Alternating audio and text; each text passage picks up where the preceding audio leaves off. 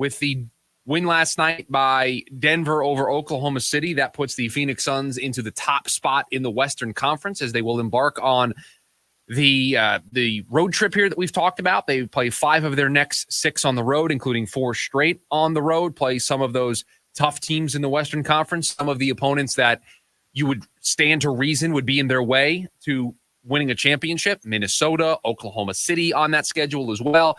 So some nice early litmus tests for this team who have already done a nice job through the first 8 games of the season, impressing. And they did again last night, matching their franchise record for best start, 7-1, the 4th time in franchise history that the team has done so. The last time they did it was back in 2009, 2010. That was before I even moved to the state of Arizona. And I have been in Arizona for a really long time. I have been here for over a decade now, 12 plus years of being in the Valley. And the last time that the Phoenix Suns had a 7-1 start to the year, which matches their franchise best start, was before I even got here.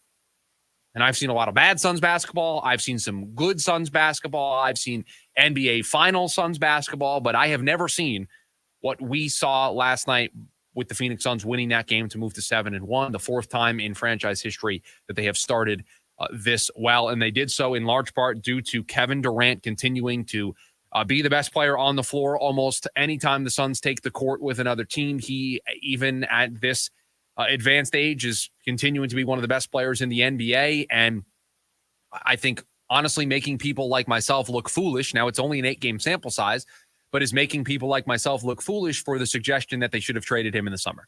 Because I was in that camp. I didn't think this group was good enough to run it back. I didn't think it was going to work to run it back. I don't think we're in the era of the big 3 anymore. I think it's a big 2 with some really good complementary pieces. But the Phoenix Suns so far through 8 games are proving me wrong.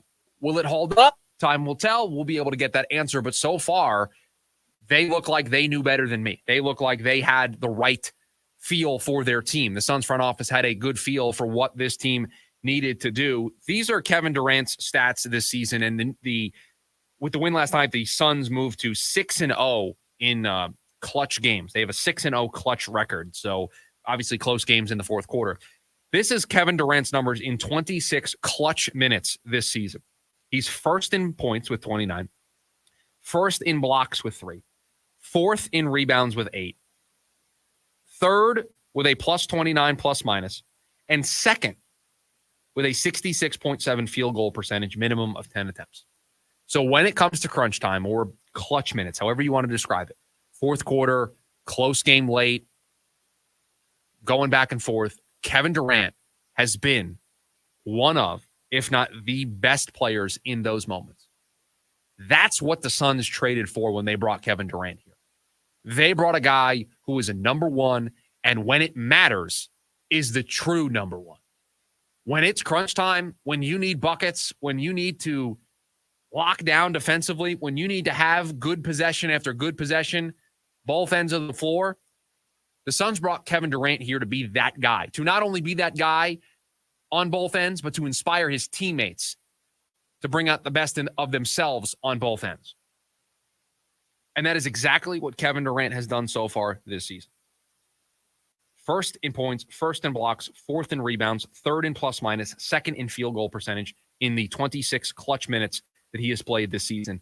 6-0 clutch record. Now, to be clear, I think clutch is a very fluid statistic. I don't necessarily love using it.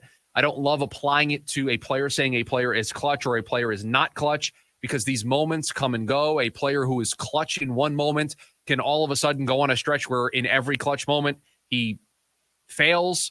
Does that change how we feel about it? It just feels very fluid to me. But looking at a clutch situation and seeing how a player thrives, I can get a little bit more on board with that. And so far this season, in these moments, in these clutch opportunities, and maybe I'm playing some word salad semantics games, so you can argue with me about it, but in these early moments, in these clutch moments, Kevin Durant is coming through. And he's coming through in a big way, because this team had a 15-point deficit to overcome in the second half. This is a team that defensively has played really well, but has dug themselves these holes. And he continues to be awesome as he finished with 32 points and 8 rebounds.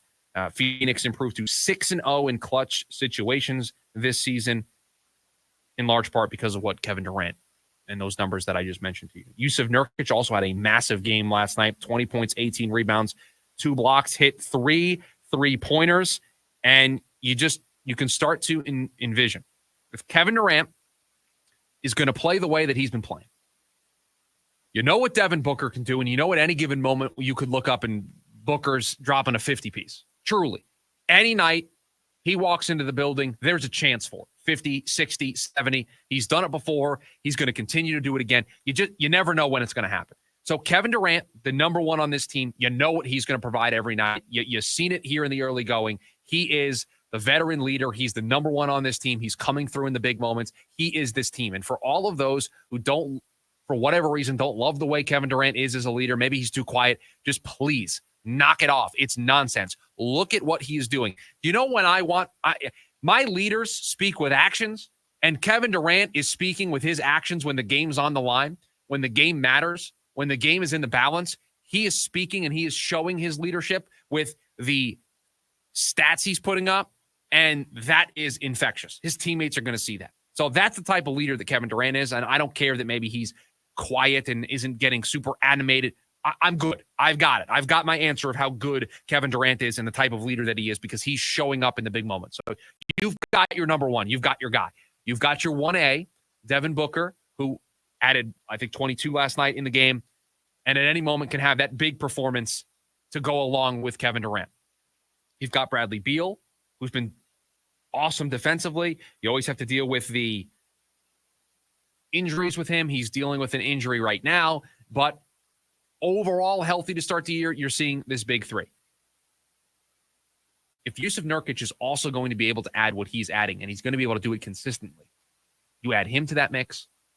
You add Ryan Dunn. We'll have to keep an eye. We're doing a lot of injury report watch today. We'll have to watch the Cardinals injury report. We'll also have to keep an eye on Ryan Dunn on the Suns injury report.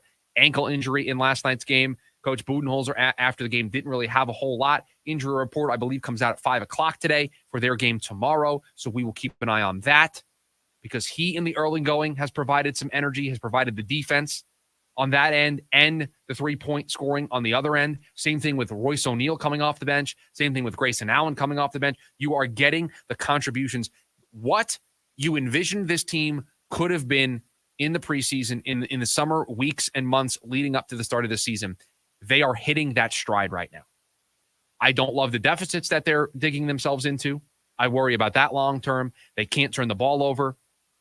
And in all of that, I didn't even mention Monte Morris and Tyus Jones, who provide the veteran steady hand for those clutch moments, not turning the ball over, assisting the ball, getting the ball to the scorers on this team, the playmakers on this team.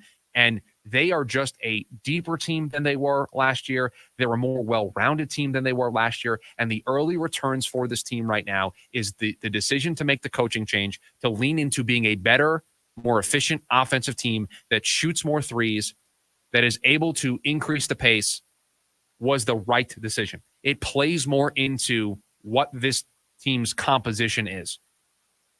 It plays more into who they are as a basketball team talent-wise. And there's going to be bumps along the road. We're still waiting for that first big bump, and I do think it will come at some point, and we will have to navigate through that here on the show. But I don't know how you can't look at what this team has done so far and be over the moon about matching the best start in franchise history. Another second-half comeback, winning all these close games. They've won their last 5 games by 6 points or less. Remember last year, all the times we would talk about the fourth quarter collapses, not being able to close out games, not playing good defense in the fourth quarter, missing shots in the fourth quarter, losing games in the fourth quarter, turning the ball over, making all those missteps. Guess what? They've won their last 5 games. 5 of their 7 wins have been by 6 points or less. You don't do that unless you're a good fourth quarter team, unless you're taking care of the basketball in the fourth quarter, unless you're making the shots that you need to make in the fourth quarter. And I think this new offensive identity that this team is having this year, because of the change away from Frank Vogel and into Mike Budenholzer, you are seeing the early returns of what that can be. Stop digging these holes for yourself. Limit the turnovers. They had 16 last night. Don't allow that to be a thing. If this team stays healthy, I think people like myself who thought they should blow it up, who thought they should trade Kevin Durant are going to have to eat some humble pie throughout the year. And I've been on record saying that I think there's an opportunity for this year to be redemption for this team, that this is a year where they can make people like me look foolish. I believed at the time that it was the right decision. So far, they're proving that wrong. We'll see how it looks at the end of the season. But so far, 8 games in, I don't know how you can't feel like the decision to run it back, where that was a shaky decision to make. There were a lot of people that didn't know which way to go.